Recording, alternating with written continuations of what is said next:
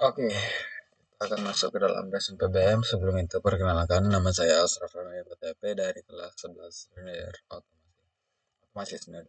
Jadi di sini kesempatan pada video kali ini saya akan menjelaskan tentang prinsip kontaktor, motor, tor, terus tentang silinder, solenoid, valve 5/2, flow control valve, dan reed switch sensor.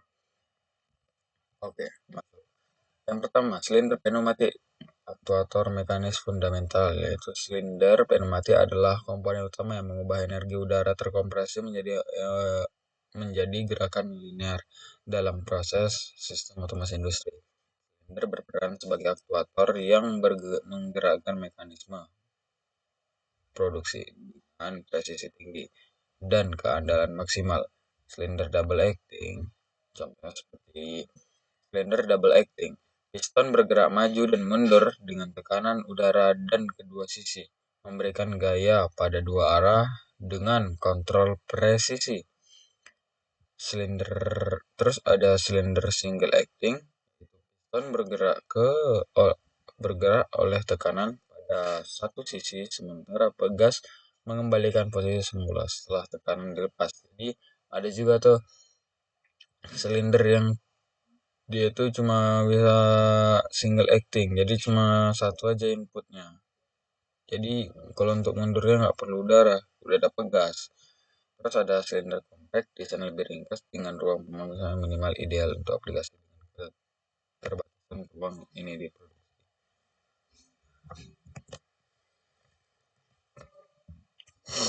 Terus ada solenoid valve 5/2 pengendali aliran udara. Solenoid valve 5/2 adalah komponen kritikal dalam sistem pneumatik yang mengendalikan arah aliran udara terkompresi. Notasi 5/2 mengacu pada 5 port dan 2 posisi, memungkinkan switching presisi untuk mengontrol gerakan aktor dengan responsif. Spesimen teknisnya ada 5 port, supply, 2 outlet kerja, dan 2 exhaust. 2 posisi itu posisi normal dan aktif saat solenoid diaktifkan. Tekanan kerjanya ada di 0,8 sampai 10 bar. Jadi saya ini ambilnya dari merek ini ya, YXPO. Terus ada aliran nominal hingga 600 liter per menit. Ada fungsi utama flow control. Apa sih fungsi utamanya? Jadi fungsi utama flow control valve ini adalah untuk mengatur laju aliran fluida dalam sistem dengan cara mengatur pencekik arus udaranya seperti ini. Ini untuk apa? Logo diagram ya. Ini untuk bentuknya seperti ini kurang lebih. Pengaturan ini sangat penting untuk mengendalikan kecepatan aktuator agar sesuai dengan kebutuhan operasional. Terus ada solenoid. Solenoid itu adalah alat yang mengubah energi listrik menjadi energi gerak mekanis. Ketika arus listrik diberikan ke koil, koil tersebut akan menghasilkan medan magnet, dan medan magnet tersebut akan menarik plunger yang berada di dalam koil. Nih, plunger itu ini ya, yang berada di dalam koil, masuk ke pusat koil dan menarik atau mengompresikan pegas yang terdapat di satu ujung plunger tersebut. Gaya dan kecepatan plunger tergantung pada kekuatan flux magnetik yang dihasilkan oleh koil. Terus ada saklar reed switch. Reed switch terdiri dari dua bilah ferromagnetik datar yang disegel dalam atmosfer inert dalam kapsul kaca. Saat berada di dekat medan magnet, kedua bilah tersebut saling tertarik dan menutup hingga melengkapi rangkaian.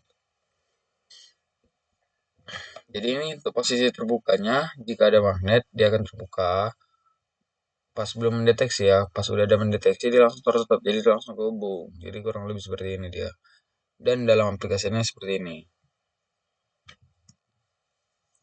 Lanjut ke yang resume kontaktor, motor, dan tor. Karena kan kemarin kita ada belajar tentang kontaktor, motor, sama tor. Jadi ini saya akan membahas kembali.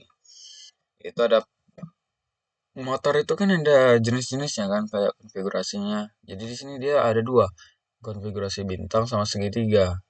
Itu kalau bintang itu dia tuh ketiga kumparan berbentuk titik sehingga fase terlebih lebih rendah. Jadi kalau konfigurasi bintang itu semua outputnya nih, outputnya ini akan digabung. Jadi buat input R S T RST U1 V1 W1 itu buat RST-nya. Oke. Untuk sambungan segitiga kumparan tertutup, tegangan fasa penuh harus lebih besar cocok untuk tegangan rendah.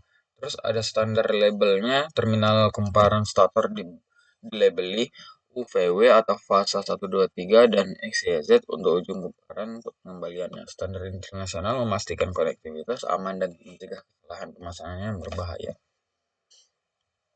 Nah, ini tadi yang tuh apa namanya? Konfigurasi bintang atau star. Terus ini untuk konfigurasi delta. Jadi ini digabung V1 U2, W1 V2, W2 U1. Jadi kayak gini. Ada pengertian kontak. Kita masuk ke dalam kontaktor, yaitu fungsi utamanya dia ini seperti saklar elektromagnetik yang membuka atau menutup sirkuit listrik secara otomatis saat kumparan dikontrol. Fungsi utamanya untuk menghubungkan, memutus beban tiga fasa, pengalihan otomatis ke kontrol jarak jauh, proteksi sirkuit daya, bagian-bagian utama kumparan, koil daya. Bagian-bagian utamanya ada kumparan koil, kontak utama, kontak bantu, inti besi. Ada masuk ke kontak utama dan kontak bantu pada kontaktor. Kontak utama atau main kontak, yaitu tiga kontak, tiga fasa NO normalnya open. Jadi kontak utamanya ada di sini ya. Ini nih. Terus ada fungsi untuk memotong menghubungkan tegangan tiga fasa ke motor secara bersamaan. Kapasitasnya mampu membawa arus nominal hingga ratusan ampere.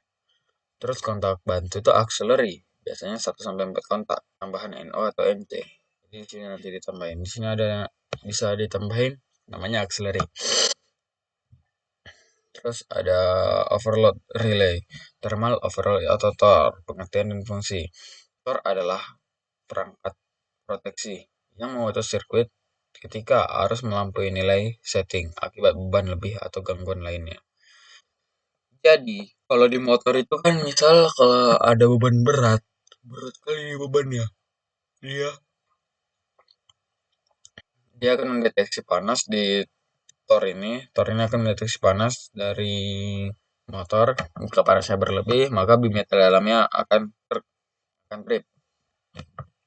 Jadi kurang lebih seperti itu. Prinsip kerjanya, bimetal mereka akan panas berlebih di arus tinggi, menutup kontak memutus dan menghentikan motor secara otomatis.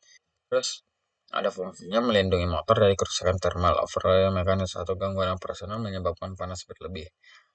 Terus ada bagian-bagiannya pemanas atau heater, 3 elemen pemanas yang masing-masing fasa, terus ada pita bimetal mereka lah saat panas menggerakkan kontak pemutus, terus ada mekanisme penggerak mengaktifkan kontak pemutus dengan akurat. Kontak pemutus membuka sirkuit motor saat reaksi. Oke, mungkin itu saja yang bisa Asraf kali saya sampaikan pada kesempatan video kali ini tentang resum. Jadi kita udah belajar tentang motor, konduktor, rotor, solenoid, katup valve 5/2, terus ada silinder, terus ada red switch. Mungkin itu saja yang bisa saya sampaikan. Saya Asraf, saya tutup. Wassalamualaikum warahmatullahi wabarakatuh.